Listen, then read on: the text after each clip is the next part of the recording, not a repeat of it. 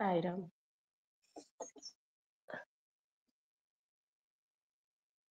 చెప్పనండి. స్టార్ట్ చేయండి పద్మ. గట్టిగా భగవాన్ మాట్లాడమ్మా, కొంచెం గట్టిగా మాట్లాడాలి. భగవాన్ శ్రీ సత్యసాయి వారి పాదపద్మం నమస్కరిస్తూ అందరికీ సాయిరామ్. మన గురువు గారికి, గురు దంపతులకు ఉదయపూర్వక పాదాభివందనములు. ఈరోజు నిన్న పద్మావతి గారు చదివిన లాస్ట్ సత్సంగంలో నారాయణరావు గారికి వచ్చిన కళ గురించి చదివారు.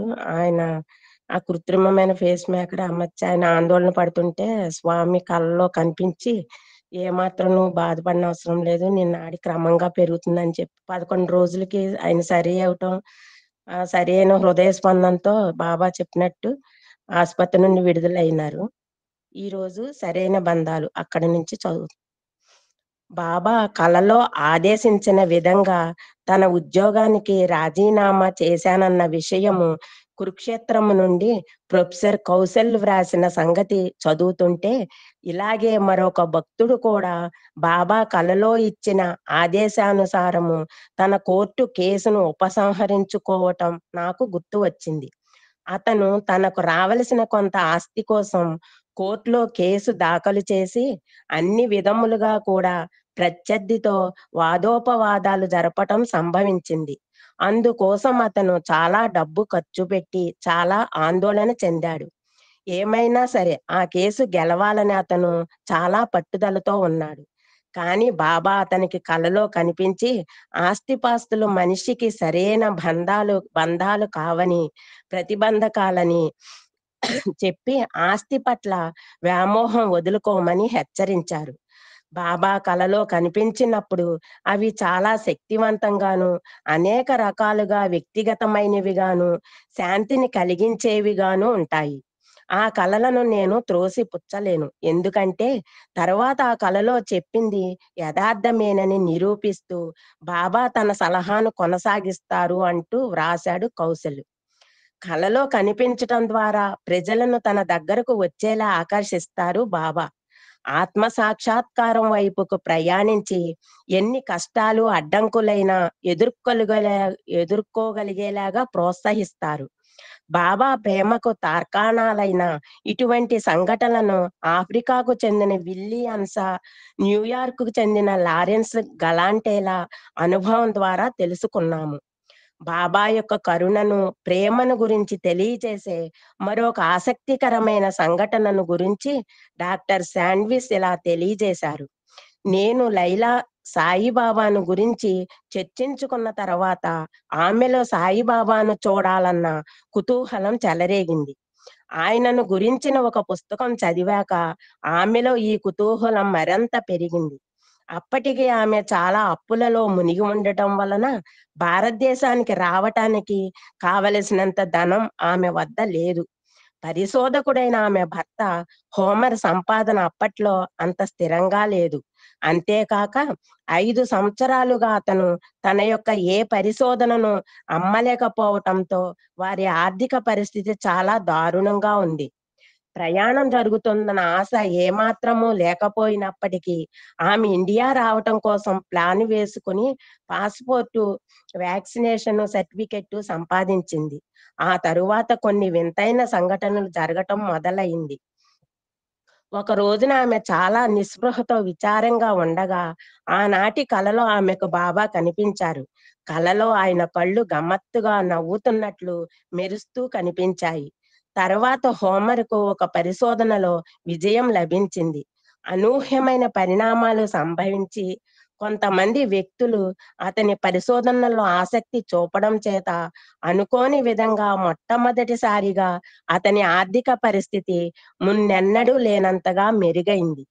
ప్రయాణానికి 1 వారం రోజుల ముందు లైలా ప్రయాణానికి కావలసినంత ధనం సమృద్ధిగా లభించింది. అత్యంత సంతోషంతో ఆమె మాతో కలిసి ఇండియా రావటానికి విమానం ఎక్కింది. శాండ్విచ్ ఇంకా ఇలా వ్రాశారు. మేమంతా కూర్చొని ఉన్న ఇంటర్వ్యూ గదిలో బాబా నవ్వుతూ ఎంతో ఉల్లాసంగా వెనుకకు ముందుకు ఊగుతూ ఉన్నారు. నా పక్కన కూర్చుని ఉన్న జెఫ్ వైపుకు తిరిగి, నీ కలలోకి నేను 2 సార్లు వచ్చాను అన్నారు. కళల ద్వారానే రోగికి ఎంతో వైద్యం చేయడం సామాన్యమే అయినప్పటికీ నాకు తెలిసి ఖచ్చితంగా నేనే కాదు, నా తోటి పనిచేసే మరి ఏ ఇతర సైక్రియాట్రిస్టు కూడా రోగితో ఎప్పుడూ ఇలా నీ కలలోకి 2 సార్లు వచ్చాను అని అనటం వినలేదు.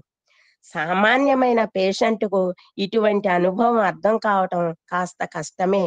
బాబా తర్వాత జెఫ్‌కి వచ్చిన ఒక కల గురించి చెప్పటం ప్రారంభించారు. నిజానికి బాబాయే కలను కల్పించి, ఆ కల ద్వారా అతనికి సందేశం ఇచ్చారన్న విషయం నాకు ధృవపడింది. బాబా చెప్పినదంతా నిజమేనని ధృవీకరించాడు జెఫ్. నేను ఎన్నడూ ఎక్కడా చూడనట్టి అద్భుతమైన సైక్రియాట్రిస్ట్ బాబా అన్న విషయం నాకు బాగా అర్థమయ్యింది. ఒకసారి శ్రీ జగదీశన్ ఇంటర్వ్యూ గదిలో బాబాతో సంభాషణ ముగిశాక, భగవాన్, మీరెప్పుడు నా కలలోకి రారెందుకు అని అడిగారు. అప్పుడు బాబా ముందుకు వంగి ప్రేమతో, సరే, ఇక నుండి బుధవారం నాడు నీకు కలలో కనిపిస్తానులే అన్నారు. 1976వ సంవత్సరం జూన్ 8వ తేదీ మంగళవారం నాడు మొదటిసారిగా మా ఇంట్లో బాబా చిత్రపటం నుండి విభూతి రావటంతో నాకు మంగళవారం అంటే ఎక్కువ ప్రీతి. అది గుర్తించి నేను ఆయనను అడిగేలోగానే, స్వామి, కాదు కాదు, మంగళవారం కనిపిస్తాను అంటూ నవ్వారు. తరువాత బాబా మంగళవారం నాడు ఆయనకు కలలో కనిపించి అనుగ్రహించారు. ఒకసారి డాక్టర్ శాండ్విచ్‌తో కలిసి బృందావన్ వెళ్ళినప్పుడు ఒకరోజు ఉదయమే ఎల్సీ కోవన్ ఉద్రేకపూరితంగా శాండ్విచ్ గది తలుపు తట్టి, "ఈరోజు నేను వాల్టర్‌తో చాలా సన్నిహితంగా ఉన్నట్లుగా నాకు అనిపిస్తుంది" అన్నది. కాలిఫోర్నియా టస్టిన్‌లో వాల్టర్ కోవన్ తన భౌతిక కాయాన్ని విడిచిపెట్టినప్పుడు బాబా ఎల్సీ సతీమణికి, "వాల్టర్ నా దగ్గరకు చేరుకున్నాడు" అనే ఒక తంతిని పంపించాడు. ఈ రోజు బాబా, వాల్టర్ ఇద్దరూ కలిసి నా దగ్గరకు వచ్చినట్లు అనిపించింది. ఉదయం 6 గంటలకు నేను పూర్తి మెలకువతో ఉన్నాను అంటూ ఎల్సీ కోవన్ డాక్టర్ శాండ్విచ్‌కి చెప్పింది. ఆ రోజు సాయంకాలం వారిరువురు ప్రశాంతి నిలయానికి వెళ్ళినప్పుడు మరికొందరితో పాటు వారిద్దరినీ కూడా బాబా లోనికి పిలిచారు. సంభాషణ మధ్యలో హఠాత్తుగా ఆయన ఎల్సీతో, "ఈరోజు ఉదయం నేను, వాల్టర్ నీ దగ్గరికి వచ్చాము" అన్నారు. "అవును అవును, సరిగ్గా 6 గంటలకు" అన్నది ఎల్సీ. "కాదు కాదు, 6 గంటలు కావడానికి 5 నిమిషాలు ముందు" అంటూ సరిచేశారు బాబా. బాబా వారిని మహాశక్తులను సర్వత్రా శాసించే సర్వాధికారిగా చూడటం తగ్గించి, ఆయనను రూపుదాల్చిన పవిత్ర ప్రేమగా చూడటం మొదలుపెట్టాను అని రాశారు శాండ్విచ్. ఆయన భక్తుల పట్ల ఆయనకు గల ప్రేమ స్పష్టంగా ఆయన చర్యలను ప్రేరేపిస్తుంది అని కూడా శాండ్విచ్ అన్నారు. షిరిడీ శరీరం కంటే ప్రత్యేకమైన ఈ శరీరంలో ఉన్నప్పుడు కావాలనుకుని ఏ కొద్ది మంది మాత్రమే తన నుండి ఆధ్యాత్మిక మార్గదర్శకత్వం పొందితే చాలదు అని తనకు అనిపిస్తుందని బాబా తరచుగా చెప్పేవారు. ప్రతి ఒక్కరిని ఆకర్షించి వారికి కావలసిన సహాయ సహకారాలను అందించుకోవలసి ఉంది. ఈ అవతారం ఏమి అందించటానికి వచ్చిందో అది కోరుకునే వరకు వారికి ఏది కావాలంటే అది నేను ఇచ్చి తీరాలి అంటారు బాబా. షిరిడీ బాబా సలహాలను ఇవ్వటం కోసం, హెచ్చరికలు చేయడం కోసం కలలో కనిపిస్తూ ఉండేవారు. కొన్ని సంకేతాలతోనూ, కొన్ని గుంభనమైన పదాలతోనూ మాట్లాడేవారు. సాధకులను, సేవా తత్పరులను, కష్టాల్లో ఉన్నవారిని, సంశయగ్రస్తులను రహస్య సూచనల ద్వారా ద్వారకామాయికి ఆహ్వానించి కేవలం ఒక్క చూపుతోనే, స్పర్శతో, ఒక చిరునవ్వుతో, లేక ఒక చిటికెడు పవిత్రమైన భస్మముతో, విభూతితో ఆత్మ సాక్షాత్కారము పట్ల వారిలో నిద్రాణమై ఉన్న ఆశను జాగృతం చేసేవారు. ఇదే వ్యూహం శ్రీ సత్యసాయి శకంలో ఇంకా ఘనంగా వికసిస్తూ ఉంది. సత్యాన్ని వెల్లడి చేయడం, ప్రేమను ప్రకటించడం ద్వారా ఇప్పుడు ప్రపంచాన్ని జాగృతం చేసి దాని దురహంకారాన్ని, విచక్షణ, జ్ఞానశూన్యత, భ్రమలు మొదలైన లక్షణాలతో కూడిన మనోవ్యాధిని దులిపి వేయవలసి ఉన్నది. షిరిడీ సాయిగా ఉన్నప్పుడు తన అవతారాన్ని గురించిన ప్రకటన కొద్ది మందితో ఏకాంతంగా మాట్లాడేటప్పుడు చేయబడింది. సత్యసాయి రూపంలో బొంబాయిలో జరిగిన ప్రపంచ సమావేశంలో 25,000 మంది శ్రోతల సమక్షంలోను, తరువాత కూడా అనేక సార్లు వేలాది మంది భక్తుల ఎదుట శతాబ్దాలుగా ఈ మానవాళి కొలిచే అన్ని దేవుళ్ళ రూపాలు, నామాలు అన్నీ తానేనని, ఏ విధంగా కొలిచినా, ఏ విధంగా పిలిచినా ఆ రూపంలో, ఆ నామంతో పలుకుతానని బాబా బహిరంగంగా ప్రకటించారు.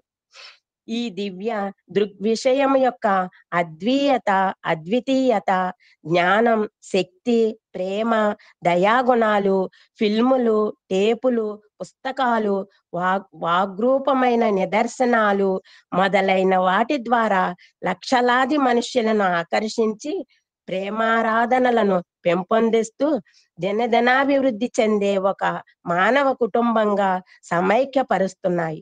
షిరిడీ సాయిబాబా నమ్మశక్యము కాని అద్భుతమూర్తి అన్నారు ఆర్థర్ ఆస్బోర్నే ఒకసారి.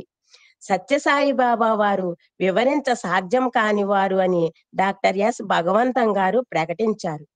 ఈ క్రింది ఉపనిషత్ కథ ఏ దివ్యత్వం యొక్క ప్రభావాన్ని, శక్తిని వ్యక్తం చేస్తూ వర్ణించిందో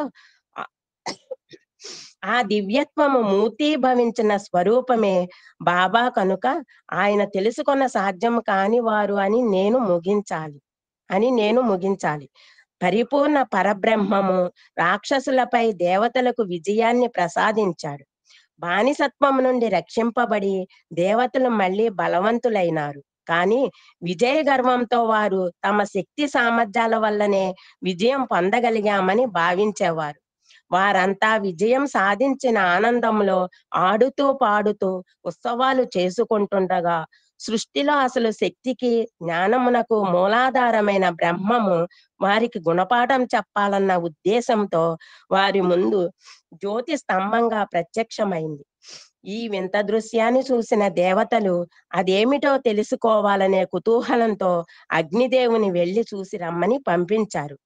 అప్పుడు అగ్ని ఆ దివ్య తేజస్సు వద్దకు వెళ్ళి అది వేసిన ప్రశ్నకు, నేను అగ్నిని, నా దగ్గరకు వచ్చిన దేనినైనా నేను దహించి వేస్తాను అంటూ బదులు చెప్పాడు. అప్పుడు ఆ దివ్య తేజస్సు ఒక గడ్డి పరకను అగ్ని ముందు ఉంచి దానిని దహించమనగా తన శక్తినంతటిని ఉపయోగించినప్పటికీ అగ్ని ఆ గడ్డి పరకను దహించలేకపోయాడు. ఓడిపోయిన అగ్ని అవమాన భారంతో దేవతల వద్దకు వచ్చి జరిగిందంతా చెప్పాడు. తర్వాత వాయుదేవుడు అసలు సంగతి ఏమిటో నేను తేల్చుకు వస్తానని ప్రగల్భాలు పలుకుతూ బయలుదేరాడు. వాయుదేవుడు కూడా తన యావచ్చక్తిని ప్రయోగించి కూడా ఆ గడ్డి పరకను కదల్చలేకపోయాడు. దేవతలకు ప్రభువైన ఇంద్రుడు కూడా ఆ దివ్య తేజస్సు ముందు తన శక్తి సామర్థ్యాలు ఎందుకు కొరగావని గ్రహించి ఆ దివ్య తేజస్సే పరబ్రహ్మమని, సమస్త శక్తికి, జ్ఞానానికి ఆ పరబ్రహ్మమే మూలాధారమని గ్రహించగలిగాడు. ఇది ఆ ఉపనిషత్తులలో చెప్పబడిన కథా సారాంశము. 13-14 వయసులోనే బాబా ఈ రోజునే కాదు, ఇక ముందు ఎప్పుడైనా గాని, ఎంత కష్టపడి ఏ విధంగా ప్రయత్నించినా గాని ఎవ్వరూ నా అసలు తత్వాన్ని తెలుసుకోలేరు అని ప్రకటించారు. అలౌకిక సామ్రాజ్యంలో ఏ వివరణైనా పరిమితము, సందేహాస్పదము, అపవిత్ర పరిచేది అని విమర్శకులు, వ్యాఖ్యాతలు గుర్తించలేకపోతున్నారు. దివ్య తేజోవలయము గత 4 దశాబ్దాలుగా ఎంతో మంది శాస్త్రవేత్తలు, పండితులు వారి అహంభావం యొక్క అతిశయము చేత బాబాను మోసగానిగా, ఒక గారడీవానిగా, ఏవో తమాషాలు చేసే వ్యక్తిగా నిరూపించాలని ఎంత ప్రయత్నించినప్పటికీ కనీసం ఆయన అంగీ అంచునైనా మలినపరచలేకపోయారు. ఇంద్రియాల ద్వారా గ్రహించేదే జ్ఞానానికి పరాకాష్ఠ అయ్యింది. ఈ యుగంలో మనోవికారం బుద్ధిపైన అధికారం చలాయిస్తుంది. పక్షపాతం మనసును కలుషితం చేస్తుంది. ఇటువంటి సమయంలో వెలుగులు విరజిమ్ముతూ, ప్రేమను కురిపిస్తూ కనిపించే సత్య స్వరూపం సందేహానికి, అపనమ్మకానికి, నిరాకరణకి గురైపోతుంది. అర్థం చేసుకోవడానికి, అంగీకరించడానికి తనకు శక్తి చాలక అవిధేయుడైన ప్రతి బోధకుడు ఆయనను ఆక్షేపిస్తాడు. ఆధునిక విశ్వవిద్యాలయాల నుండి ప్రవాహంలాగా వెలువడుతున్న అరాకొర జ్ఞానులు, వివేకహీనులు, పూర్తిగా పరిణతి చెందని వ్యక్తులు ఆయన స్వాగతించబడని అవాంఛితమైన జ్ఞాపక జ్ఞాపకకారి అయినాడు. అట్లు కానిచో సులభంగా నమ్మే వాళ్ళ దృష్టిని ఆకర్షించి ఆశ్చర్యపరిచే అద్భుతమైన భౌతిక వస్తువుల ఉత్పత్తి మీద ఆయన చుట్టూ ఉండే కాంతి వలయము పూర్తిగా ఆధారపడి ఉంటుంది అన్న వారి అహంకారపూరితమైన ధృవీకరణకి వేరే ఏ విధంగా అర్థం చెప్పగలం? స్వామితో ఇంటర్వ్యూ పొందటంలో కలిగే దివ్యమైన అనుభూతిని గురించి శ్రీ ఎం రసగోత్ర ఇలా వివరించారు. బాబాతో ఇంటర్వ్యూ పొందే అవకాశం లభించాక మనలను ఆవరించి ఉన్న చిరిగిన పాత వస్త్రముల వంటి భావములు, సందేహములు అన్నీ తొలగిపోయి నూతనమైన ప్రేమ అనే కవచాన్ని ధరించి నూతన లక్ష్యం వైపుకు తాజాగా మన ప్రయాణాన్ని ప్రారంభిస్తూ ఎంతో ఉల్లాసంగా, ఆనందంగా బయటికి వస్తాము. ఈ రూపాంతరం చెందడం అనేది బాబాతో మొదటి సమావేశంలో మొదటి క్షణంలోనే ఆరంభమవుతుంది. ముగింపు లేని ఈ అభ్యున్నతి మరి ఇక ఎన్నడూ తిరోగమించటం జరగదు. తాను బాబా వారిని మొట్టమొదటిసారిగా చూసిన ప్రశాంతి నిలయంలో జరిగిన ఒక పెళ్లిని గూర్చి వర్ణిస్తూ శ్రీ బి రమానంద్ ఇలా రాస్తున్నారు. 5 నిమిషాలలో బాబా కూడా మాలో ఒకరిగా అనిపించారు. ఎంతో కాలం నుంచి సన్నిహితత్వము ఉన్నట్లుగా ఆయన మాతో మాట్లాడారు. ప్రగాఢమైన ఈ మానవత్వం, ఆయన కలుసుకునే మనుష్యులందరిలోనూ ఆయనకు గల అద్భుత స్నేహం, తన చుట్టూ ఉండే మనుష్యులతో ఒక్కరుగా కలిసి ఉండే ఈ అసాధారణమైన లక్షణము, అపరిమితమైన ఈ ఉల్లాస సంతోషము, అందరి పట్ల గల ప్రేమ, వాత్సల్యం నాపై శక్తివంతమైన ప్రభావాన్ని కలిగించాయి. శక్తివంతమైన ఏనుగుతో పోల్చినప్పుడు దోమెంత అల్పమైనదో, అసలైన తన అవతారుద్దేశము ముందు అతిగా చర్చించబడుతున్న తన మహిమలు అంత అల్పమైనవని బాబా అంటారు. ఆయన ప్రేమ తాకిడి చేత బలపరచబడిన హృదయాల నుండి, ఆయన అనుగ్రహ ప్రకాశము చేత పునీతము చేయబడిన మనస్సుల నుండి, ఆయన జ్ఞానాన్ని గ్రహించి ఆరోగ్యాన్ని పొందిన బుద్ధుల నుండి, లోనికి ప్రవహించిన ఆయన దయచేత శక్తివంతమై తిన్నగా రూపొందిన దేహాల నుండి వెలువడి ఆయన పాదాల చుట్టూ ప్రవహించే కృతజ్ఞతా తరంగాలను గుర్తించి మనం బాబాకి నమస్కరిస్తాం. లాస్ ఏంజల్స్ కు చెందిన రిచర్డ్ బాకుకు గురువు వద్దకు చేరే శిష్యుని వలె బాబా చెంతకు చేరవలసిందిగా ఇంద్రాదేవి, రవిశంకరులు సలహా ఇచ్చారు. ఆయన తన అనుభవాన్ని గురించి తెలియజేస్తూ, నాకింకా బాగా గుర్తు, 108 రుద్రాక్షలతో ఉన్న జపమాలను చేతితో త్రిప్పుతూ నేను ధ్యానం చేస్తుండగా బాబా వచ్చి జపమాల వైపు చూసి, ఇది ఓంకారానికి చాలా బరువుగా ఉంటుంది అన్నారు. అదంతా డాంబికంగా చేసే ప్రక్రియ అని బాబా పలుకుల అంతరార్థము. అందుచేత జపమాల త్రిప్పటం ద్వారా ఏకాగ్రత కుదరదని గ్రహించాను. బాబా గదిలోనికి రాగానే అందరిలాగే నేను కూడా నమస్కారం చేశాను. నా దగ్గరకు వచ్చి నా చేతులపై చిన్న దెబ్బ వేసి జోట భక్తి అన్నారు. తర్వాత దాని అర్థము కపట భక్తి అని కనుగొన్నాక నేనేం చేసేవాడినో నాకు తెలియలేదని గ్రహించాను. ఆయన తెలియపరిచిందేమిటంటే, హృదయపూర్వకంగా అనుభవించేదాకా కర్మకాండలో ప్రవేశించవద్దని. తర్వాత అందరూ బాబా పాదాలకు నమస్కరించటం చూసి నేను కూడా ఆయన పాదాలకు నమస్కరించబోయాను. బాబా వద్దని వారించారు. మిగతా వారు చేస్తున్నారు కాబట్టి నేను కూడా అలా చెయ్యాలని అనుకున్నాను, కానీ మనసులో ఆయన పాదాలను తాకాలన్న అభిప్రాయము నాకు కలగలేదు కనుక స్వామి అలా వద్దన్నారని గ్రహించుకున్నాను. నాకు నీవు కావాలి. ఆర్నాల్డ్ షుల్మన్ చేసిన భారతదేశ యాత్రలో బృందావనం వెళ్ళి కొన్ని నిమిషాలు బాబాను చూడడం కూడా చేరిన ఉన్నప్పటికీ ఉపనిషత్తులలోని అగ్నిదేవునిలా సాయి దర్శనాన్ని అతడు కించపరిచాడు. భారతదేశంలో ఆధ్యాత్మిక మార్గంలో దైవ రహస్యాన్ని తెలుసుకోవాలని ప్రయత్నించేవారు తెలివిగా ఇతరుల వల్ల లాభపడతారు. వారి శిష్యులు సామాన్యమైన చిత్త చాంచల్య వ్యాధిగ్రస్తులు అన్న నిశ్చయానికి రావటానికి అలా కనిపెట్టినందుకు సంతోషించడానికి అతనికి ఆ అనుభవం సరిపోయింది. అజ్ఞానము లేక అహంభావముతో కళ్ళు కప్పబడి అందులై సత్యాన్ని చూడలేక నన్ను తిరస్కరించే వారికి నా కరుణ అనుగ్రహము ఇంకా ఎక్కువ అవసరము. దూరంగా ఉండిపోయే వారిని సంజ్ఞ చేసి తిరిగి రప్పించుకుంటాను అంటారు బాబా. ఎవరి నుండైతే ఏమి దాచలేమో, ఎవరికి ఎవ్వరు దూరమైన వారు కాదో అటువంటి బాబా సుదృష్టి లేని ఈ యాత్రికుని నమ్మకాన్ని తెలుసుకున్నారు. బాబా గురించి ఒక పుస్తకం రాయాలన్న అభిప్రాయం షుల్మన్కు రహస్యంగా స్వాధీనం చేసుకుంది. దానిని కొట్టి పారేయాలని, హేతుబద్ధం చెయ్యాలని, కాదనాలని ఎంతగా ప్రయత్నించినా అది అతనిని విడిచిపెట్టలేదు. అది పిచ్చి, చెయ్యడానికి వీలు కాదు, అసాధ్యమని అతడు తనకి తాను చెప్పుకున్నాడు. కానీ అది పట్టుదలతో నొక్కి చెప్తూ దాని పట్టును సడలించడానికి సమ్మతించలేదు. 3 నెలల తర్వాత అతడు ఇంటర్వ్యూ సంపాదించగలిగినప్పుడు బాబా అతనితో ఇలా చెప్పాడు: నిన్ను పుస్తకం వ్రాయమనడానికి కారణం నాకు ఆ పుస్తకం కావాలని కాదు. పుస్తకాలు ప్రచారం కోసం నాకు ప్రచారం అవసరం లేదు.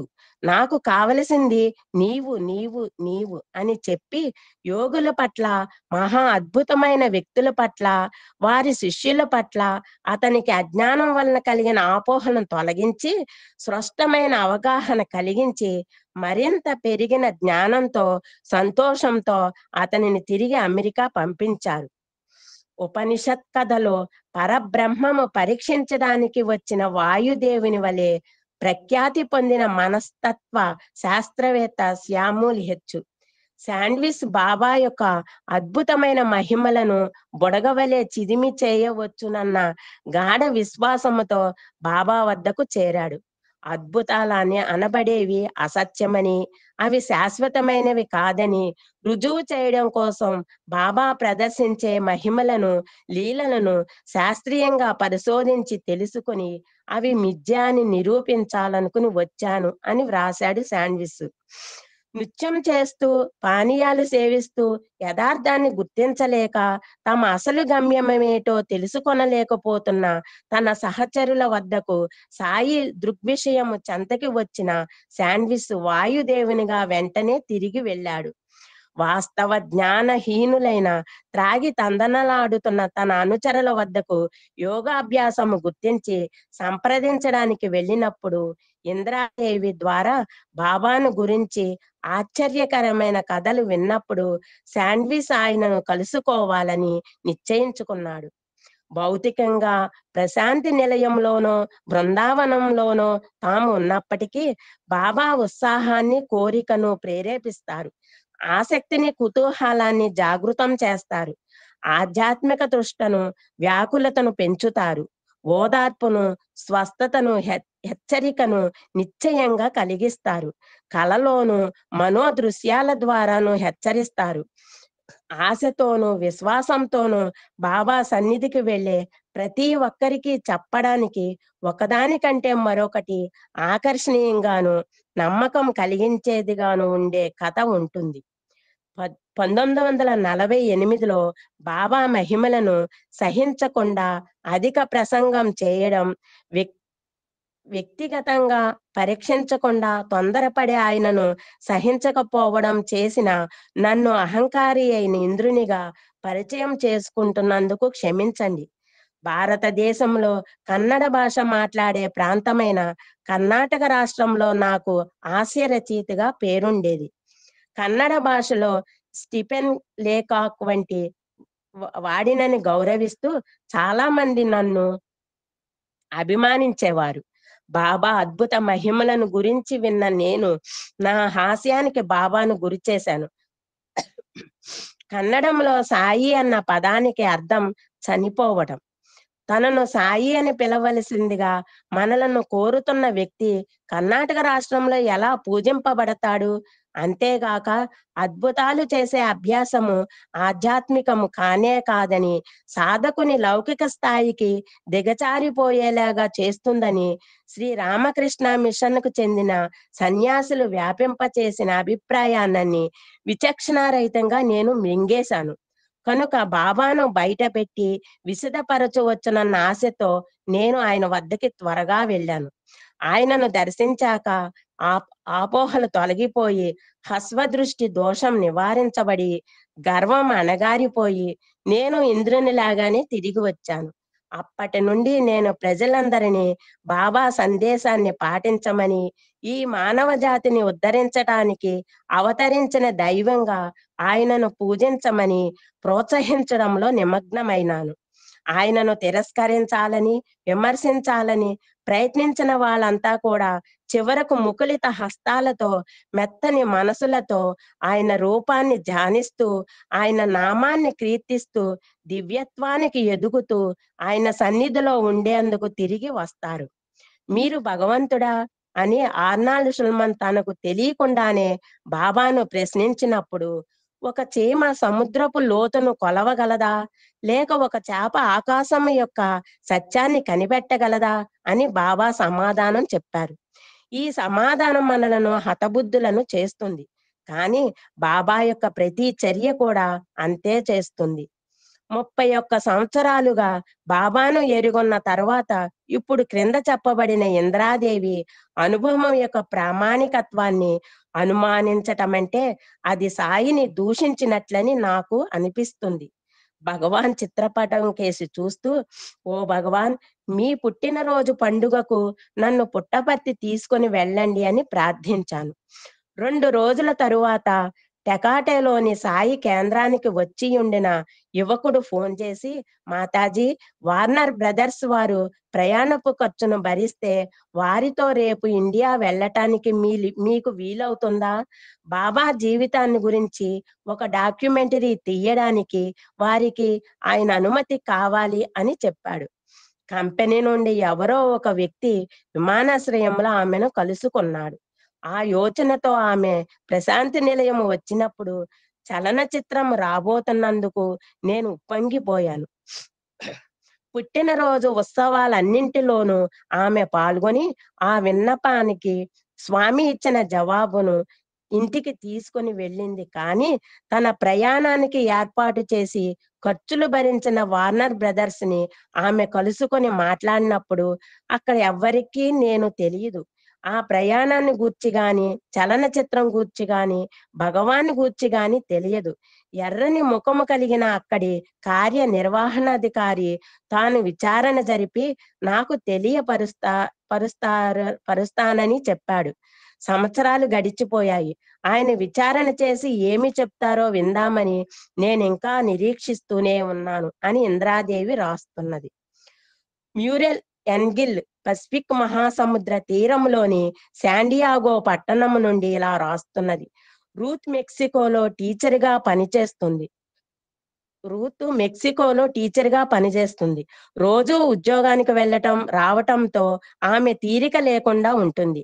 శాంతా బర్బేరాలో ప్రతి మంగళవారం భజనకు హాజరవుతుంది. కానీ ఆమెకు ఇంకా బాబా పట్ల పూర్తి నమ్మకము చేకూరలేదు. చాలా కాలము నుండి ఆమె అనారోగ్యముతో బాధపడుతున్నది. తరచుగా ఆమెకు వరుసగా చాలా రోజులు విపరీతమైన నొప్పి వస్తూ ఉంటుంది. ఒకరోజు సాయంకాలం తన చిన్న గదిలో ఆమె భయంకరమైన నొప్పితో బాధపడుతూ నిరాశతో భరించలేక, ఇప్పుడు నాకు సహాయం చేసేందుకు ఎవరున్నారు? ఎవరైనా, నేనెందుకిలా బాధపడుతున్నాను? నేనేం చెయ్యాలి అబ్బా, సహాయం చెయ్యండి అని అంటూ గట్టిగా ఏడుస్తుంది. హఠాత్తుగా ఆమె తన చేతిపైన మృదువైన స్పర్శను అనుభవించింది. అరవటం మాని ఆమె పక్కకు తిరిగేసరికి అక్కడ బాబా నిలబడి ఉన్నారు, ఆమె పడక పక్కన. అలా అరవకు, ఎప్పుడు ఇక్కడే ఉన్నాను అని బాబా అదృశ్యమైనారు. ఆయనతో పాటు నొప్పి కూడా పోయింది. బాబా వారి సర్వ వ్యాపకత్వానికి ఇది మరొక దృష్టాంతం. భగవంతుడు ఒక్కడే, ఆయన సర్వవ్యాపి. ఆయనకు ఇష్టమైన నివాస స్థలం కాని, ఎన్నుకున్న అనుచరులు కాని, ప్రత్యేకమైన భక్త బృందాలు కాని లేవు. పిలవండి, ఆయన సమాధానం ఇస్తాడు, ప్రత్యక్షం అవుతాడు, ఆశీర్వదిస్తాడు అంటారు బాబా. పాపమ్మ బాబాకు ఇప్పుడు రాసేసి చాలా సబ్జెక్ట్ అయింది. జనరల్ గా మాట్లాడే విషయాలు కంక్లూడ్ చేయండి. మనం ఈ ఫస్ట్ నుంచి చదువుతున్న అన్ని భాగాల్లోంచి కూడా బాబాని ప్రార్థించటము, ఆయన నమ్మకం, విశ్వాసం ఏది చూసినా, ఎవరి దృష్టాంతాలు చూసినా అదే కనిపిస్తుంది. మనం ఎంత నమ్మకంగా ఉంటే, మన మనసు ఎంత స్ట్రాంగ్ గా ఉంటే భగవంతుడు ఎప్పుడు మనతో ఉంటాడనే ఇవన్నీ నిరూపిస్తున్నాయి. ముందు విమర్శించిన వాళ్ళే ఎక్కువగా స్వామి దగ్గరికి చేరి వాళ్ళ ద్వారా ఎక్కువగా చేయించుకుంటున్నారు స్వామి. ఫస్ట్ నుంచి కూడా వాళ్ళందరే గొప్ప భక్తులు అయ్యారు. అలాంటి దృష్టాంతాలన్నీ సాయిరాం. ఈ సత్యం శివసుందరం చదవడానికి అవకాశం ఇచ్చిన గురువు గారికి, స్వామికి మరి ఒక్కసారి పాదవందనం తెలియజేస్తూ అందరికీ సాయిరాం. సరేమండి, చాలా విషయాలు, అద్భుతమైన విషయాలు ఇవ్వాలి. నాకు తెలియని విషయాలు ఎన్ని తెలుస్తున్నాయంటే సింపుల్ థింగ్ అండి. మనకు సాయి అంటే మనం ఏమనుకుంటాం, మనం అనుకుంటున్నాం. బట్ కన్నడ భాషలో సాయి అంటే చనిపోవటం. I don't know this. మీకు తెలిసి ఉండవచ్చు.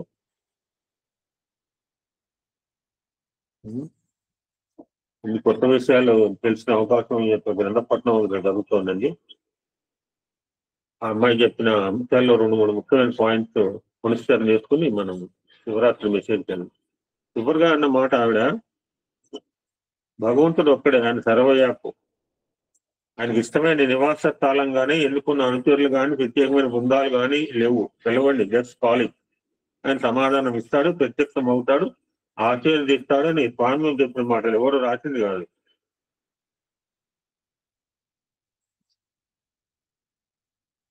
మీరు భగవంతుడా అంటే స్వామి ఏం చెప్పారు? ఒక చీమ సముద్రపు లోతు కొలవగలదా, లేకపోతే చేప ఆకాశం యొక్క సత్యాన్ని కనిపెట్టగలదా అన్నారు.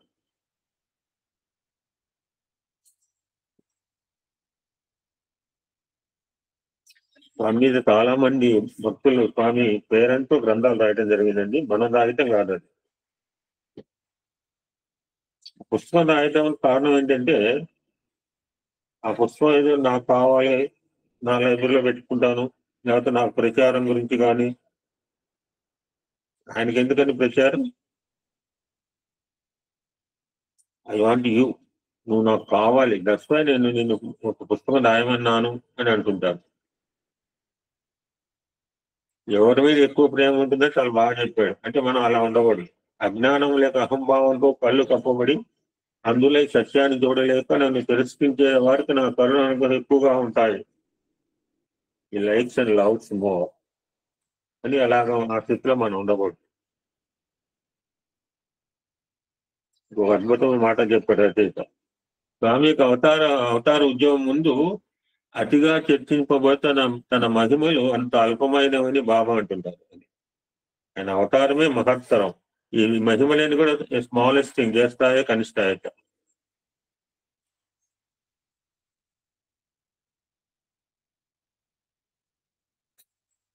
ఒక ఎగ్జాంపుల్ చెప్పారు. ఎవరంటే శివ పరమాత్మలా ఒక జ్యోతిస్తంభం రావటము, ఆయన ఎవరో తెలుసుకున్నట్టు పంచభూతాలుగా ఎవరు తరంగా ఆవటం, ఎవరు కూడా నథింగ్. ఆయనే అగ్ని. అటువంటి సమస్త ఉపనిషత్ సారాన్ని at the age of 13 years స్వామి అన్నమాట. ఎప్పుడో కాదు 60 లేకపోతే స్వామి 50-60 సంవత్సరాలు చెప్పినప్పుడు కాదు, just at the age of 13 years స్వామి గారు చెప్పిన మాట. నాట్ టుడే, ఈ రోజునే కాదు, ఇక ముందు ఎప్పుడైనా కానీ, ఎంత కష్టపడి ఏ విధంగా ప్రయత్నించినా కానీ ఎవ్వరూ నా అసలు తత్వం తెలుసుకోలేదు. ఇది జ్యోతిస్తంభం అన్నమాట. వాళ్ళ మధ్యలో నిలబడే జ్యోతిస్తంభం శివపరమాత్మ ఏంటంటే ఇది. మన వల్ల ఆయన చూసి ఆనందపడటం, ఆయన అనుసరించడం, ఆయన ఆరాధించడం చేయగలిగింది ఇది మాత్రమే. 3 వాక్యాలు చెప్పారు ముగ్గురు మహనీయులు. షిరిడి బాబా నమ్మసత్యం లేని నమ్మసత్యంగా అద్భుతమూర్తి అని ఒక ఆయన. సత్యసాయి బాబా వారు వివరించ సాధ్యం కాని వారే నువ్వు మహనీయుడు పూరి భగవంతం అంటే స్వామి వారు తెలుసుకున్న సాధ్యం కాని ఏం తెలుసుకుంటావు స్వామి గురించి అండి. ఇంకొక అద్భుతమైన మాట అండి బాబు, సీక్రెట్ గా చెప్పలేదు, ఇంటర్వ్యూ రూమ్ లో చెప్పలేదు, ప్రత్యక్షంగా కొన్ని వేల ముందు స్వామి చెప్తున్న మాట. శతాబ్దాలుగా ఈ మానవాళి కొలిచి అన్ని దేవుళ్ళ రూపాలు నామాలు అన్ని తానే తానే, అందుకని సర్వదేవతాతీత స్వరూపం అంటుంటాం. నువ్వు ఏ విధంగా కొలిచినా ఏ విధంగా పిలిచినా ఆ రూపంలో ఆ నామంతో పలుకుతాను అని స్వామి బహిరంగ డిక్లేర్ చేశారు. Not in the interview room ఆ సీక్రెట్ గా ఎవరికి చెప్పింది కాదు.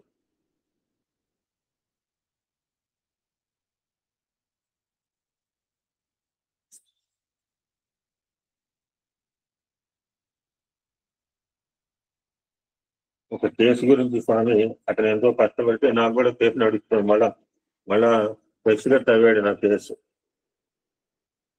నిన్ననే మళ్ళా హీరింగ్కి వెళ్ళాడు మా అబ్బాయి, మళ్ళా తవ్వాడు పాత కేసునాడు. ఈ స్వామి మీరు వదిలేయమంటారో ఆయన వదిలేయమని నేను ఆశ పెట్టుకోలేము. ఎందుకంటే ఆస్తిపాస్తులు మనిషికి సరైన బంధాలు కావాలి, ప్రతిబంధాలు. ప్రాపర్టీస్ ఆర్ నాట్ ప్రాపర్టీస్ అన్నారు. స్వామి గారికి వదిలేయమంటే వదిలేదు. These are the few things. మనం అండి ఈరోజు చాలా విషయాలు ఫ్యూ అంటే చర్చించుకుంటే దీని మీద గంటల తరబడి మనం మాట్లాడుకోవాలి.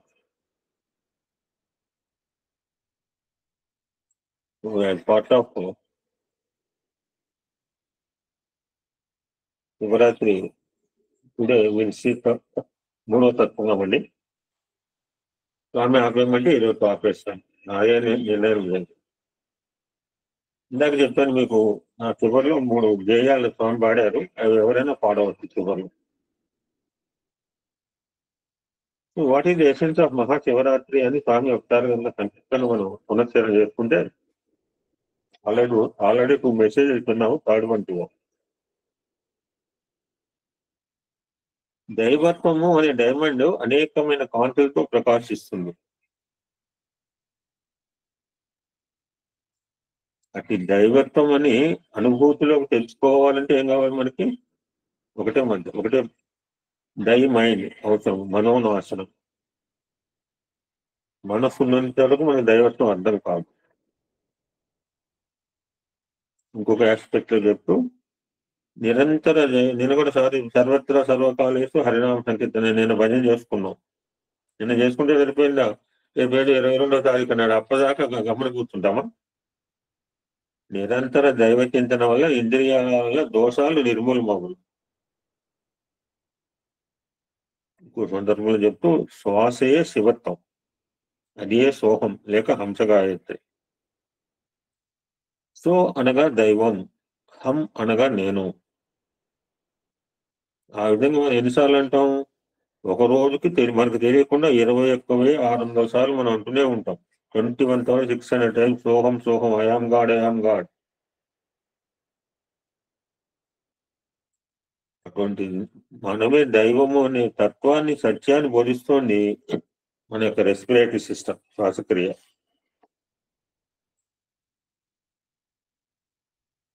ఇంకో సందర్భంలో చెప్తూ, ప్రతి మానవుడు కూడా అర్ధనారీశ్వరుడు. ఈ ఏకత్వాన్ని బోధించేది శివతత్వం. ఇంకో సందర్భంలో బ్యూటిఫుల్ చెప్తారు, శివమునకు అణుకువ అని అర్థము. ఇందాక సాయి అంటే మనకు తెలియదు. ఇప్పుడు శివం అంటే మంగళకరం అని ఎవరో చెప్తారు. ఇక్కడ ఇంకొక అద్భుతం డెఫినేషన్ ఇచ్చారు ఒక సందర్భంలో స్వామి. శివమునకు అణుకువ అని అర్థం, అణుకుగా ఉండటం అనమాట. అణువుగా అయిన చోట అనుకూలం అన్న రాదు అని తొరపాకలో నేను నా ప్లేస్ లో విడిచిపాటు పనికి రాదు. నేను నువ్వుడు పోయి ఎలిసిపి దాంట్లో ఎగురితే అట్లా నా ప్లేస్ కాదు కదా. శివము అంటే అణుకువ, ది ఒబీడియంట్. శ్రీ అనే అక్షరానికి ఏముంది? గుడి ఉంది, అనుకోని సూచిస్తుంది. గుడిస్తే శ్రీ. అలాగా గుడి ఉంటే అనుకోని సూచిస్తుంది. దానికి కిరీటం మాదిరి తలకట్టు పెడితే, నీకు తలకట్టు పెట్టండి ఏమవుతుంది? ఏమవుతుంది? అది అహంకారానికి గుర్తు. సీఏం అనుకోవద్దు గుర్తు, తలకట్టు పెట్టడం అహంకారానికి గుర్తు. ఈనాటి మానవుడు అహంకారం అనే శవమును ఆశ్రయిస్తున్నాడు, అనుకో శివమును ఆశ్రయించడం లేదు అన్నట్టు. ఎంత అద్భుతం. ఇంకో సందర్భంలో హిరణ్య గర్భము అని మనం చాలాసార్లు విన్నాం. స్వామి హిరణ్య గర్భలింగాలు చేయడం మనం చూసాం. హిరణ్య గర్భము అనగా ప్రతి మానవుని యందు హృదయంలో ఉన్న ప్రేమయే హిరణ్య గర్భం.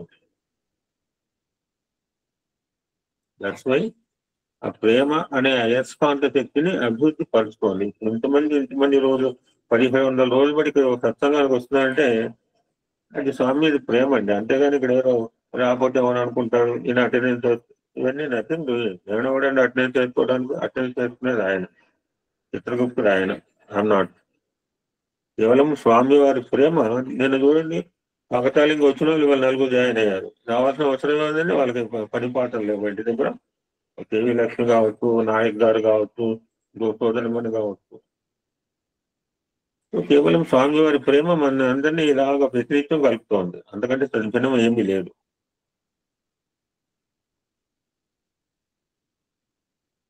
ఇంకొక సందర్భంలో 4/3/70 శివరాత్రి రోజు, ఆ రోజు 1970 నాడు స్వామి ఒక అద్భుతమైన డిక్లరేషన్ చేశాం తన అవతార తత్వం గురించి. అంతకుముందు ఎప్పుడు చెప్పలేదు. ఏంటి డిక్లరేషన్ అంటే, మన సాయిబాబా అంటే రకరకాల, ఒక్కొక్కరు ఒక రకంగా ఊహించుకుంటాం. ఇప్పుడు 48 మంది ఉన్నాం, 56 మంది 8 మంది జాడుకున్నారు. ఇప్పుడున్న 48 మంది మనకు సాయిబాబా అంటే we have different opinions, different concept. నాకు ఒక రకం ఉంది, దారగిరికి ఉంటుంది, శివరావుకి ఒక రకం ఉంటుంది. డిఫరెంట్ ఒపీనియన్, డిఫరెంట్ మనకు ఆలోచనలు ఉంటాయి. మనకి సాయిబాబా ఊరంటే అలా కాకుండా అసలు సాయిబాబా అంటే ఏంటో స్వామి ఆ రోజు శివరాత్రి రోజు ఒక అద్భుతమైన తన అవతార తత్వాన్ని ఈ విధంగా డిక్లేర్ చేశారు.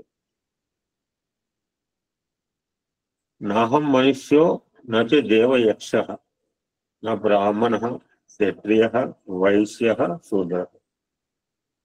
అంటే నేను మనుషులు కాదు, నేను దేవుడు కాదు, నేను యక్షులు కాదు, బ్రాహ్మణు కాదు, క్షత్రియ కాదు, వైశ్య కాదు, శూద్ర కాదు, నా బ్రహ్మచారి, నా గృహి, వనస్థ. ఏం కాకపోతే ఏంటి మరి ఆయన? ఏదో ఒకటి చెందినవాడు. మనిషి కావాలి, ఆ దేవుడు అన్న కావాలి, వ్యక్తులన్నా కావాలి, కింపొచ్చులు కావాలి, బ్రాహ్మణ బీకే బిఎస్ ఏదైనా కావాలి, పెళ్లి చేసుకోకుండా ఉండాలి, లేకపోతే గృహస్థన్న కావాలి, లేకపోతే వనప్రస్థ, లేకపోతే సన్యాసి. ఎవరు కాబట్టి ఏంటైనా ఫైనల్ గా ఆయన చెప్పింది ఏంటంటే అహం సత్య బోధక. This is our group name అండి. సామాన్యం కాదు ఈ పేరు, ఎవడు పెట్టుకోలేరండి అంత తొందరగా. అదొక అద్భుతమైన నామాన్ని మన గ్రూప్ టీచర్ ఇంత శోభాయమానంగా ఇన్ని రోజులు చదవడానికి కారణం ఆయన పెట్టిన గ్రూప్ పేరండి. చాలా మంది ఈ గ్రూప్ పేరు చూసి కింద పడిన వాళ్ళు ఉన్నారు. ఈ గ్రూప్ అండి, మీ గ్రూప్ పేరా అన్న వాళ్ళు కూడా ఉన్నారు. అహం సత్య బోధక, సత్యం శివం సుందరం. మనం ప్రతినిత్యం పారాయణ చేసే 4వ వాల్యం, ఇంకా 2-3 వాల్యం తెలుసుకోవాలండి. స్వామి నథింగ్ బట్ అహం సత్య బోధక. స్వామి అంటే సత్యం శివం సుందరం. ఇప్పుడు నేను చెప్పినగా, నేను ఇందాక అడిగిన 3 పాటల్లో మౌలి గులికేడు ఎవరైనా పాడవచ్చు. ఎనీబడి. సాయిరా మౌళి గుల్కెడు చంద్రమఖండ కళతోడ బెడగారు గంపెడు జడలతోడ, బెడగారు గుంపెడు జడలతోడ, జడలతో ప్రవహించు చదలేటి జిగితోడ, డంబైన ఫాల నేత్రంబుతోడ, నల్ల నేరేడు వంటి నల్లని మెడతోడ, కరమున నాగ కంకణముతోడ, నడుమున చుట్టిన నాగ చర్మముతోడ, మై నిండ నలదు భస్మంబుతోడ, 6 శాస్త్రములందున నందగించి నల్ల కలువల హసించి కొల్లలాడు, మెరుగు చామని ఛాయ మేనితోడ, పర్తివాసుడు నేడు సాక్షాత్కరించే. అద్భుతం సిస్టర్. ఈ ఎసెన్స్ ఆఫ్ దిస్ టోటల్ పద్యం ఏంటంటే, స్వామివారు ఎవరు అంటే శివశక్తి స్వరూపుడు.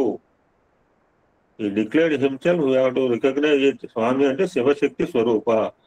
ఆయన కుడికి అర్ధనారీశ్వరుడు, దేహంలో కుడికాలు వరక ఉంటుంది, ఎడంకాలు వరక ఉంటుంది, ఒక కాలు స్మూత్ గా ఉంటుంది, ఒక కాలు శివయ్యలాగా ఉంటుంది, కుడి చేయి బీపీ వరక ఉంటుంది, ఎడం చేయి అంటే ఈ mixer of both Shiva and శక్తి.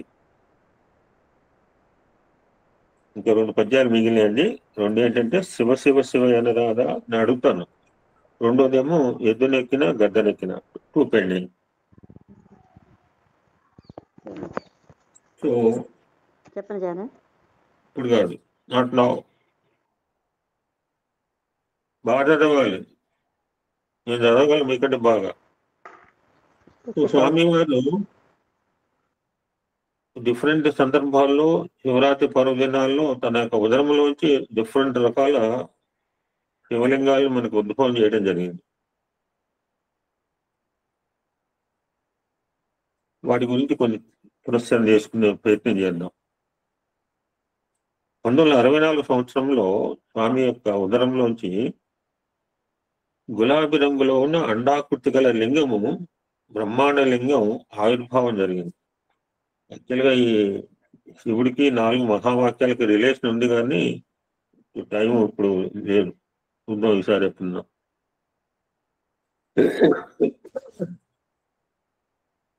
ఆ లింగాన్ని చూపిస్తూ అందరికి చూపించారు అక్కడ ఉన్న వాళ్ళు. కానీ భక్తులు ఏంటంటే శివలింగం తీసిన తర్వాత ఆ 4 దిక్కులు ఉన్న భక్తులందరికీ చూపిస్తూ స్వామివారు చెప్పిన మాట. This were declared on 11th February 1964. ఇది బ్రహ్మాండ లింగము, ఇందులో ప్రపంచమంతా ఇవి ఉన్నది, నవగ్రహ సంచారం ఉన్నది, ఉపగ్రహములు ఉన్నవి, ఆది జ్యోతి ఉన్నది. ఆది జ్యోతి అంటే ఇందాక మధ్యలో వచ్చిందే వీళ్ళ దేవతల మధ్య, పంచభూతాల మధ్య ఆ జ్యోతి. ఆది పరమాణువుల పటలం ఉన్నది. ఈ అండం మీద కన్ను ఒకటి ముద్రితమై ఉన్నది, అదే జగదేక చక్షు.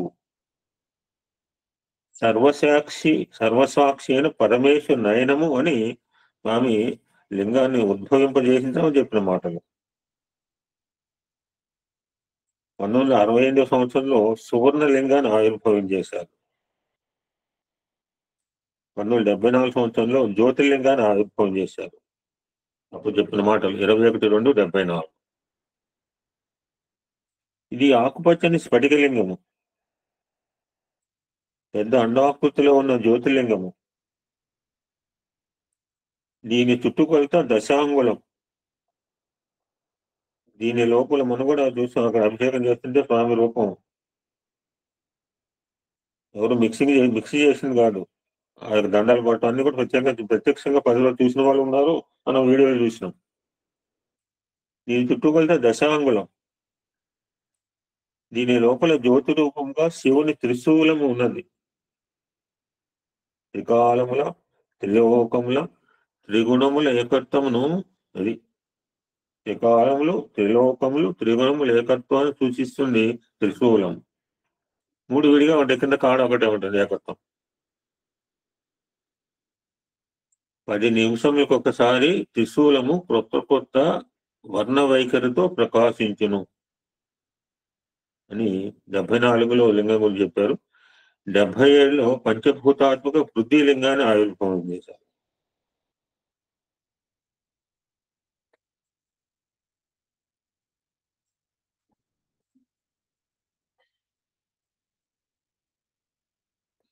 ఒక సందర్భంలో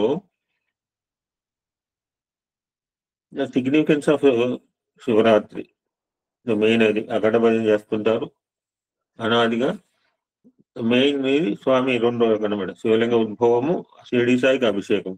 2 మెయిన్ అద్భుతమైన 2 అద్భుతాలు శివరాత్రిలో పాతకాలంలో భక్తులైన చూసే ఉండవచ్చు. So this is the speciality of Prashanti Nilayam. మన సత్యశివ తొందరలో మనం చెప్పుకోగలిగి శివరాత్రి మీ ఊళ్ళో జరుపుకోండి అన్న స్వామి కూడా చెప్తాను జరిగింది. అది ఎప్పుడు కూడా చెప్పారంటే 1969 సంవత్సరంలో చెప్పారు. అటువంటి చివరిగా హిరణ్య గర్భలింగ ఉద్భవం 1977లో జరిగింది. 77 అంటే మనకందరికి గుర్తు దివిసేము. 77 సంవత్సరం శివరాత్రి నాడు 1940 ప్రాంతంలో ప్రారంభించిన శివలింగ ఆత్మలింగాల యొక్క ఉద్భవాన్ని 77 సంవత్సరంలో జరిపిన తర్వాత ఆపేశారు. ఎన్ని సంవత్సరాలు అంటే 22 సంవత్సరాలు ఆపేశారు. మళ్ళీ it was done again in 1999. నా అదృష్టం కూడా ఆ రోజున అక్కడే ఉన్నాను. 99 మీరు ఎవరిని చూస్తుంటే చేతులు వస్తుంది.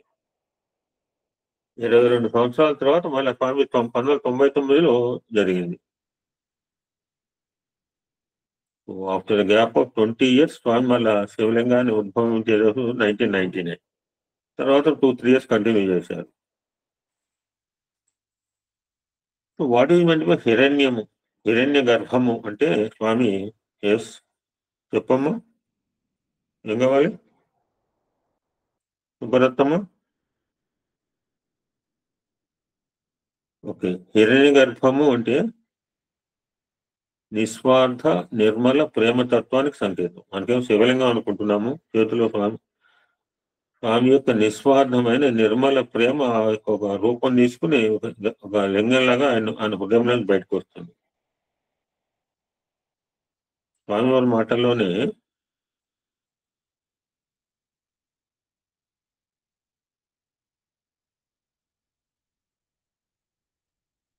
హిరణ్య గర్భ స్వరూపము ప్రతి ఒక్కరి హృదయమునందు కుడి భాగమున ఉన్నది. అయితే ఇది దేహమంతా వ్యాపించి ఉంటుంది. స్వామి సంకల్పించినప్పుడు అది ఒక స్వరూపాన్ని ధరిస్తుంది. ఈ హిరణ్య గర్భలింగం పగిలేది కాదు, మారునది కాదు, అమృతత్వంతో కూడినది. ప్రతి శివరాత్రి నాడు మూడు లింగములు ఆవిర్భవించేవి. 3 ఏంటంటే భూ భువ స్వ అని వాటి ఆవిర్భావం నేను నిరోధించాను అన్నారు సందర్భంలో శివరాత్రి రోజు. మరి హిరణ్య గర్భలింగం దేహం అంతా ఉంటుంది, ఎలా ఏర్పడుతుంది అంటే మనమైతే బయట భూమిలో ఎక్కడ సోకాలు మినరల్స్, రకరకాల మినరల్స్ దొరుకుతాయి. భూమి మీద ఆధారపడ్డాం. అనిష్టాయత, ఎస్టాయత ఆకాశం, రకరకాల మినరల్స్ ఉంటాయి భూమిలో. అటువంటి స్వర్ణము, ఇనుము మొదలగు అనేక లోహములు మన శరీరంలోని పొటాషియం, సోడియం అన్నీ ఉంటాయి, ఐరన్ అన్నీ ఉంటాయి. తగ్గిపోతే ఎక్కించుకుంటాం, టాబ్లెట్ గోళీలు మింగటం లేకపోతే ఇంజక్షన్ చేయించుకోవటం. స్వర్ణము, ఇనుము మొదలగు అనేక లోహములు మానవుని అందే ఇమిడి ఉన్నవి. అందుకనే మానవ దేహాన్ని రసో వయసహ, రసముతో కూడినది ఈ దేహం. 70% రసమే, ఫ్లూయిడ్సే ఉంటాయి. బయట కనుక 3/4 ఎలాగా వాటర్ నుంచి 1/4 భూమి ఉందో, మన బాడీ కాంపోనెంట్ కూడా బయట ప్రకృతికి సమానం. లింగోద్భవం అంటే వాచ్మెంట్ లింగోద్భవ, లింగోద్భవకర లింగేశ్వర, అద్భుతమైన భజన. ఎవరిని పాడండి? లింగోద్భవకర లింగేశ్వర, లింగోద్భవకర లింగేశ్వర, పర్తీశ్వర మాం పాహి ప్రభో, పర్తీశ్వర మాం పాహి ప్రభో, పాహి ప్రభో మా దేహి విభో, పాహి ప్రభో మా దేహి విభో. లింగోద్భవకర లింగేశ్వర, పర్తీశ్వర మాం పాహి ప్రభో, పాహి ప్రభో మా దేహి విభో, పాహి ప్రభో మా దేహి విభో. లింగోద్భవకర లింగేశ్వర, సాయిరామ్, థ్యాంక్స్. సో అటు భగవంతుడు అంటే భగవంతుడు ఇస్తే హిరణ్య గర్భుడు, ఆయనకు ఇంకో పేరు హిరణ్య గర్భ. ఆయన ఉదరం మొత్తం హిరణ్మయం, రసస్వరూపమైన హిరణ్యం అంతా తిరిగి తిరిగి ఒక దగ్గర చేరి ఒక లింగాకృతిని దాల్చుతుంది. లింగము అంటే ఒక సింబల్, గుర్తు. దీనికి కన్ను, ముక్కు, చెవి మొదలైన అవయవాలు ఉండవు.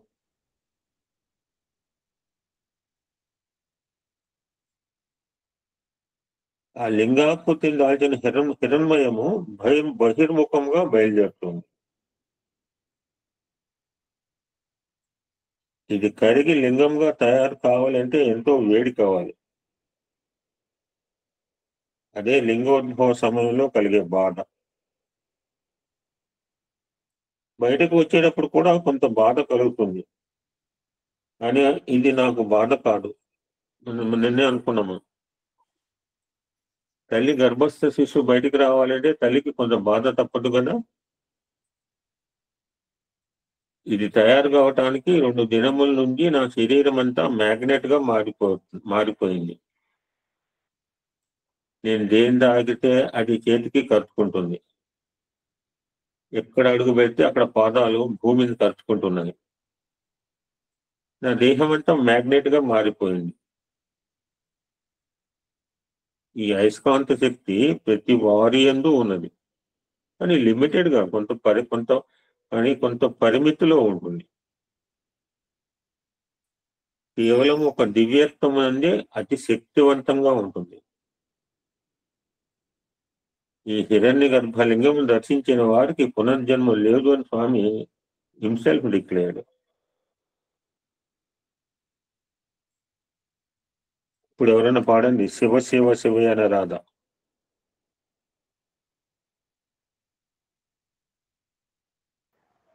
శివ శివ శివ శివయ నరాధా దేవ చింతల బాపుకొని మనరాధా శివ సాయుసుని కనరాధా దేవ సువివేకంబును కొనరాధా శివమెత్తి జగమంత తిరిగేవు ఓ చిత్తమానికెంత సిగులేదే అవని సుఖంబుల కల్లాడెడని కవలికి మిగిలేదది ఏది పొద్దుబకయురి వరే శుద్ధులన్న మీరు సిద్ధమౌదురే కడు సిద్ధతోడా ముద్దు ముద్దుగాను సాయే ముచ్చటలు చెప్పనప్పుడు దిగగా ఉండరే ఓ చెవులారా పనిమాలి సినిమాలు పలుమారు మీరు చని చని కని నన్ను తనివిలేదే క్షణమును దైవ సన్నిధిని నిలువగా కనులారా కడు కష్టమౌగా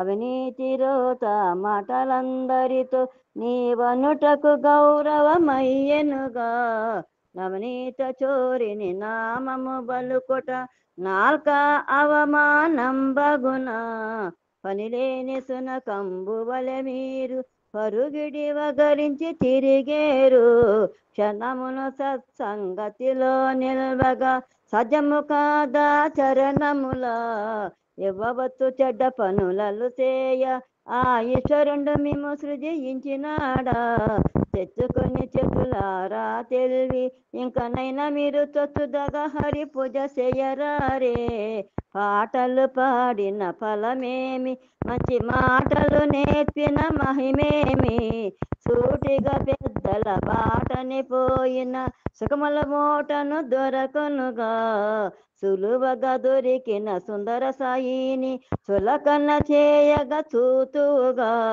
పలు బొమ్మలకే పడి పడి మ్రొక్కుతూ భయభక్తులతో బ్రతుకుదువా శివ శివ శివ శివ అనరాధా జీవ చింతల బాపుకొని మనరాధా శివ సాయుసుని కనరాధా జీవ సువివేకంబును కొనరాధా.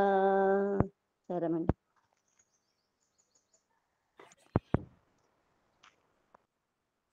ఇంకొకటి పెండింగ్ ఉంది, లాస్ట్ లో చూద్దాం. ఎడ్డునెక్కినా గద్దనెక్కిన.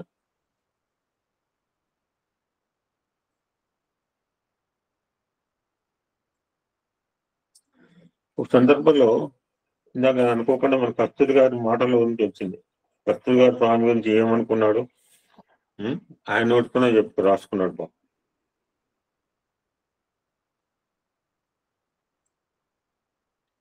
ఒక సందర్భంలో ఇప్పుడు ఎలాగో మన లింగోద్భవం గురించి మాటలు వచ్చినాయి కనుక కస్తూరి గారు ఒక సందర్భంలో లింగోద్భవం గురించి చెప్పిన మాటలు చూద్దాం.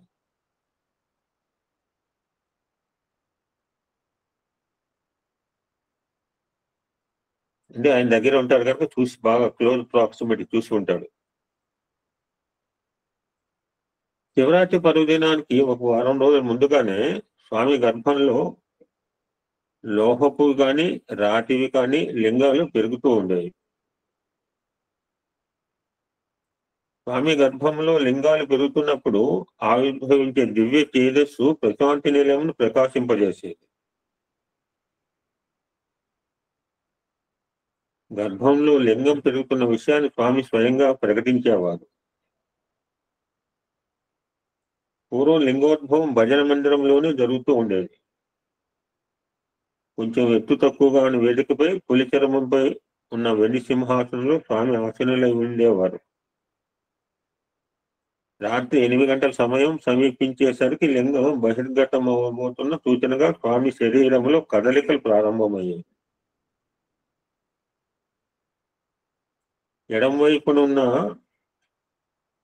ఎడమ వైపునున్న నీటితో నిండిన నీటి పాత్రను పట్టుకుని నేను నిలబడి ఉండేవాడిని.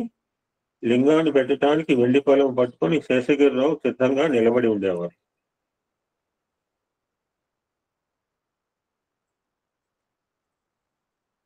ఢిల్లీలో బాబా చిన్నతనంలో గోళీలతో ఆడుతూ ఒక లింగాన్ని మింగారట. ఆ లింగం అనేకంగా వృద్ధి పొందుతూ ప్రతి సంవత్సరము శివరాత్రి పర్వదినాన వేలాది భక్తుల సమక్షంలో బాబావారి సన్నని కంఠనాల నుంచి లింగం వెలువడటం అత్యంత ఆశ్చర్యకరమైన విషయం.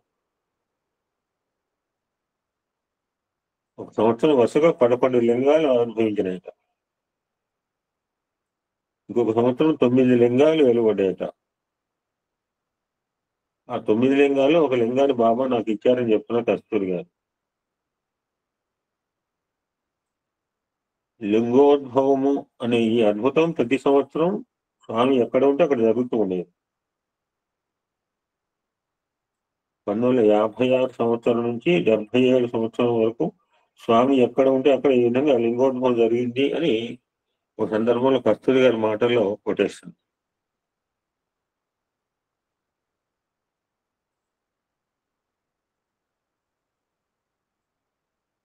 మనం ఇందాక అనుకున్న కాకతాళీయం విభూది అభిషేకం.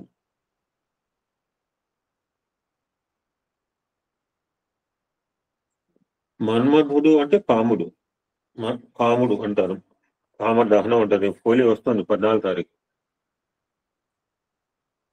మన్మధుని భస్మం చేసిన అనంతరము ఆ భస్మాన్ని తన శరీరం అంతా పూసుకుని శివుడు విజయ ఆనందంతో నృత్యం చేస్తున్నట్ట. నటరాజు స్వరూపం.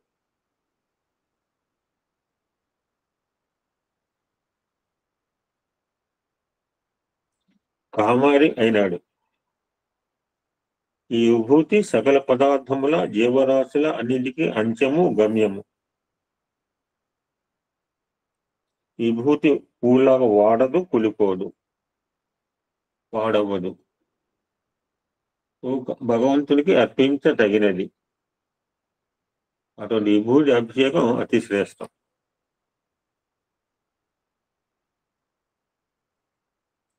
ఎన్నిసార్లు చూసినా ఎప్పటికప్పుడు నిత్య నూతనంగా ఆనందాన్ని కలిగించే సంఘటన విభూతి అభిషేకం. స్వామి మన వీడియో చూస్తుంటే తెలుస్తుంది.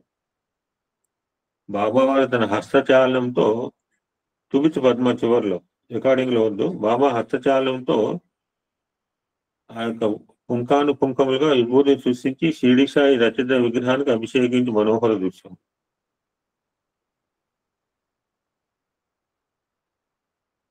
So these are the two things ఉదయం షిరిడి సాయి రచిత విగ్రహానికి బాబా వారి అక్షయ విభూతి అభిషేకం, సాయంకాలం రాత్రి 8 గంటలకు జరిగే లింగోత్సవం.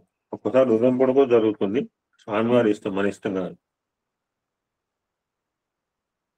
అటువంటి మహాశివరాత్రి పర్వదినంలో ఉదయం అరౌండ్ 10-11 o'clock మధ్య పూర్ణచంద్ర సభా మండపం వేదికపై 4 అడుగుల ఎత్తుగల షిరిడి సాయిబాబా రజిత విగ్రహాన్ని అమరుస్తారు. ఆ విగ్రహానికి కుడివైపున కస్తూరి గారు గాని కారుణ్యానంద స్వామి గారి నిలబడి 2 చేతులను పైకెత్తి ఒక కాళీపాటను బోధించి పట్టుకునేవారు. బాబా వారు తమ హస్తములను ఆ కాళీపాటలో దూర్చి తన చేతిని గిరగిర తిప్పగానే ఆ పాత్ర నుంచి విభూతి వర్షించి ఆ రజిత విగ్రహం అభిషేకం జరుగుతుంది. కొద్దిసేపు అయిన తర్వాత మరొక హస్తాన్ని దూర్చి విభూతిని వర్షింపజేస్తారు. ఆ విభూతి వర్షపు జల్లు అక్కడ చేరిన అశేష భక్తజన సమూహం మీద కూడా పడుతుంది. షిరిడి సాయి విగ్రహం విభూతితో తాపడం చేసినట్లు కనిపిస్తుంది. ఆ విధంగా అభిషేకం మొత్తం అయిపోయిన తర్వాత ఒక తెల్లని వస్త్రంతో బాబా విగ్రహాన్ని ఆయనే తుడుస్తారు. ఒక అయ్యగారు బాబు బాగా తుడుస్తారు. మరలా తన హస్తచాలనంచే ఒక పచ్చల చిన్ని పథకాన్ని తిలకముగా ఆ విగ్రహంపై ఉంచుతారు. అక్షయ విభూతి అభిషేకం ఒక మహా అద్భుతమైతే, అటువంటి వెండి విగ్రహం నుదుటి మీద పచ్చల పథకం తనంత తాను అతుక్కోవడం మరొక అద్భుతం. 2 కూడా మన ఊహలకు అందం.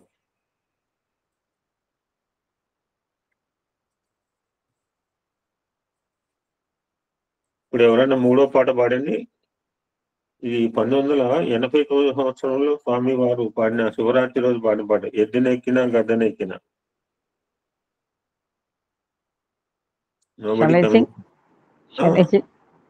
ఎవరన్నా చూడు, లేకపోతే నువ్వే పాడుతున్నావు.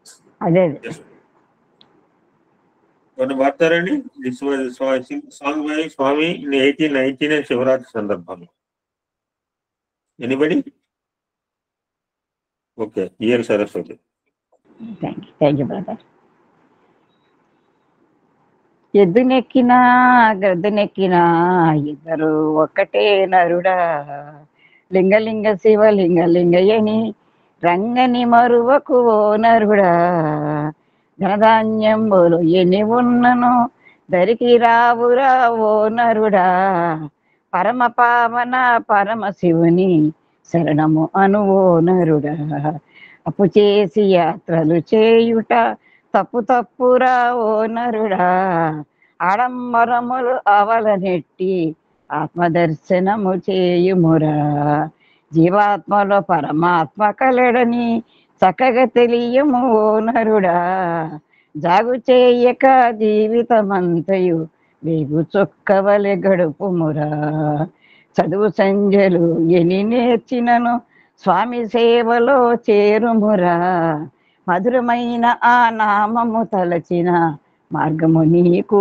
చూపునురా, చెప్పే మాటలు పెడచెవి పెట్టి తప్పులు చేయకు ఓ నరుడా, అగ్ని వంటి సత్యము కనుగొని గొప్ప మార్గము నడుమురా, ఎద్దునెక్కినా గ్రద్దనెక్కినా ఇద్దరు ఒక్కటే ఓ నరుడా. ద ఎసెన్స్ ఆఫ్ దిస్ గేయం ఏంటంటే, వాళ్ళిద్దరు మంచిగానే ఉంటారు, మనం కొట్టు చూస్తాం. బోతారు బోధం ఫ్రెండ్స్. ఒక కంచంలో దిగి ఒక మంటలో పడుకుంటారు శివకేశవులు. మనం వాళ్ళ పేరు మీద గొడవ కొట్టుకుదేస్తున్నాం. అందుకనే అద్భుతమైన శివ శివ శివ అనరాధ, శివకేశవులు సమానరాధ, హరిహరి హరి హరి హరి ఆత్మారాముని మడివ భజన అనమాట. నో డిఫరెన్స్ అండి. వాళ్ళకి లేరు మనకెందుకండి, మనకైతే బోతారు సేమ్. అద్భుతం, వెరీ నైస్. ఇంకొక అంశం తెలుసుకునే ప్రయత్నం చేద్దాం.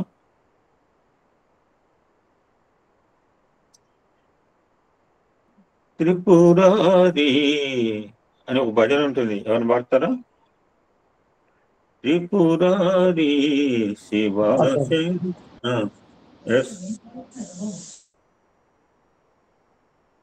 విజయ్ కుమార్ పాడు. త్రిపురారి శివశంకరా నాగాభరణ నందివాహన నాగాభరణ త్రిపురారి శివశంకరా ఓంకారేశ్వర నమ శివాయ महाकालेश्वर नमः शिवाय महाकालेश्वर नमः शिवाय त्रिपुरारी शिवशंकरा नंदिवाहना नागाभरणा त्रिपुरारी शिवशंकरा ओंकारेश्वर नमः शिवाय महाकालेश्वर नमः शिवाय त्रिपुरारी शिवशंकर साईराम. ఆయన పాడినట్టుకి శివుడికి ఈశ్వరుడికి త్రిపురారి అని ఒక పేరు. What is the inner meaning of it అంటే మన అంతరార్థం ఏంటో తెలుసుకుని పెట్టింది. ఎవరు పాడతారంటే ఇద్దరు పాడతారు. ఓకే ఓకే చాలు. త్రిపురాసురుడు రుద్రం మనకి కొత్త కాదు. త్రిపురాసురుడు అనే మాట ఎన్నోసార్లు వస్తుంది రుద్రం 4 సంవత్సరాలు బట్టి. త్రిపురాసురుడు అనే రాక్షసుని సంహరించుటే ఆ పేరు వచ్చింది త్రిపురారి అని.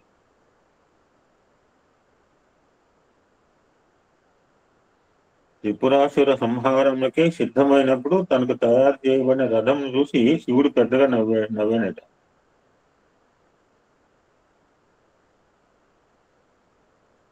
ఎందుకంటే ఆ రథము భూమి కదిలేది కాదు. రథచక్రములు సూర్యచంద్రులు వారిద్దరూ కలిసి తిరుగువారు కాదు. రథసారథి విష్ణుమూర్తి అని ఎక్కువగా యోగ నిద్రలో ఉండేవాడు.